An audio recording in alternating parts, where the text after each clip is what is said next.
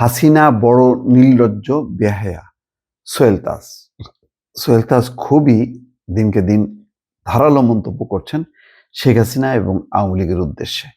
নিয়মিতভাবে তিনি ফেসবুক পোস্টে দেন এবং বিভিন্ন খবর বা ঘটনার প্রেক্ষিতে এই সমস্ত মন্তব্য করেন।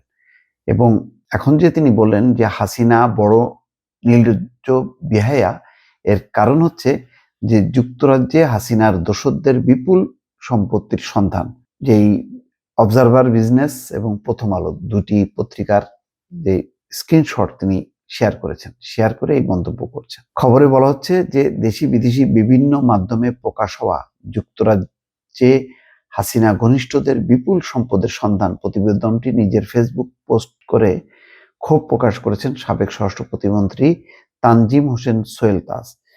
গতকাল রোববার ভেরিফাইড ফেসবুক পেজে দ্য অবজারভার বিজনেস এবং প্রথম আলো প্রতিবেদনের দুটি স্ক্রিনশট শেয়ার করেছেন তিনি। ক্যাপশনে তুলে ধরেছেন বিভিন্ন সংবাদ মাধ্যমে প্রকাশ হওয়া প্রতিবেদনের অংশবিশেষ। পোস্টে আওয়ামী লীগকে বডি লীগ আখ্যা দিয়েছেন তাজউদ্দিন পুত্র। ওই পোস্টে শেখ হাসিনাকে নির্লজ্জ উল্লেখ করে সোহেল লেখেন, কত বড় নির্লজ্জ বেহায়া হলে দেশটাকে এক মুহূর্তের জন্য শান্তিতে থাকতে দেবে না। সোহেল তাজ লিখেছেন, এই হচ্ছে বডি লীগের অবস্থা। সব নিরীহ নেতা কর্মীদের বিপদে ফেলে তারা দুর্নীতি করে লাখ লাখ কোটি টাকা বিদেশে পাচার করে এখন বিদেশে সম্পদের পাহাড়ের উপর বসে আছে। যুক্তরাজ্যে বাংলাদেশের ক্ষমতাচ্যুত প্রধানমন্ত্রী শেখ হাসিনার ঘনিষ্ঠ বলয়ের মধ্যে থাকা সাবেক মন্ত্রী সহ রাজনীতিক ও ব্যবসায়ীদের বিপুল পরিমাণ সম্পত্তির সন্ধান পাওয়া গেছে। যুক্তরাজ্যের আবাসন খাতে তাদের বিনিয়োগ করা সম্পত্তির পরিমাণ 40 কোটি পাউন্ড, মানে 6,000 কোটি টাকারও বেশি। বাংলাদেশ থেকে পাচার করা অর্থ দিয়ে এসব সম্পত্তি কেনা হয়েছে বলে অভিযোগ করেন তিনি।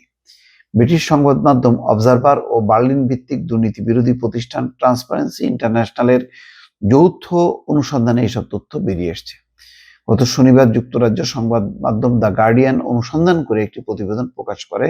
অনুসন্ধানে দেখা যাচ্ছে যে এই প্রধানমন্ত্রীর ঘনিষ্ঠ সালমান এফ রহমান, তারপরে বসুন্ধরা গ্রুপের আহমেদ আকবর সোবহান পরিবারের সদস্য এবং ভূমিমন্ত্রী সাইফুজ্জামান চৌধুরী, নাসা গ্রুপের চেয়ারম্যান নজরুল ইসলাম মজুমদার এবং তাদের পরিবারের সদস্যরা, তারা এই সমস্ত সম্পত্তির মালিক। এখন এই খবরগুলোকে সংযুক্ত করেই সোহেল তাজ এর আগেও কিন্তু তিনি বলেছেন যে তারা মানে কোটি কোটি টাকা বিদেশে পাচার করে এখন বাংলাদেশে যে আওয়ামী লীগের নেতা কর্মীদের বিপদের মুখে ফেলে দিচ্ছেন এবং নানা রকম উস্কানি দিয়ে তাদের জীবন বিপন্ন করছেন।